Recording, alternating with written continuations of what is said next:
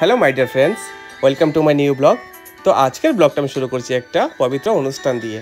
তো এই যে তোমরা অনুষ্ঠান দেখতে পাচ্ছ, এটা কোনো বিয়েবাড়ির অনুষ্ঠান নয় বা কোনো অন্নপ্রাশনের অনুষ্ঠান নয়, কোনো এঙ্গেজমেন্টের নয়। এটা হচ্ছে একটা মেয়ের যখন প্রথম তার পিরিয়ড হয়, তো তার উপর ভিত্তি করে একটা অনুষ্ঠান।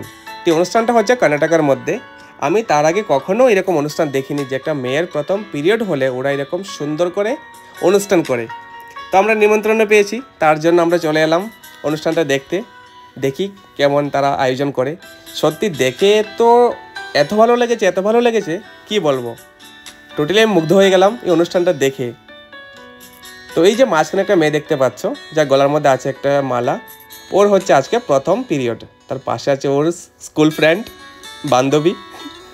তো তার সাথে চলছে ভিডিও ক্যামেরা, মানে এত সুন্দর ডিজে, সব কিছু ভালো, ওদের মিউজিক, তারপরে ভিডিও ক্যামেরা, আপ্যায়ন, অনুষ্ঠান যেমন আমরা যেরকম বাড়িতে করি বিয়ে বাড়িতে, ঠিক এরকম একটা মনে হলো, বা এঙ্গেজমেন্টে করি এরকম মনে হলো।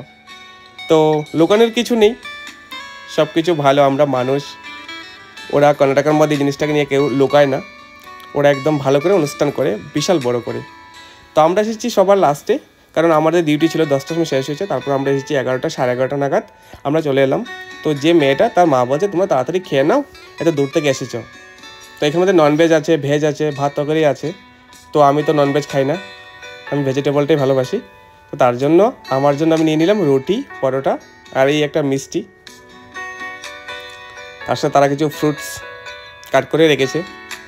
সত্যি অনেক ভালো লাগলো অনুষ্ঠানটা দেখে।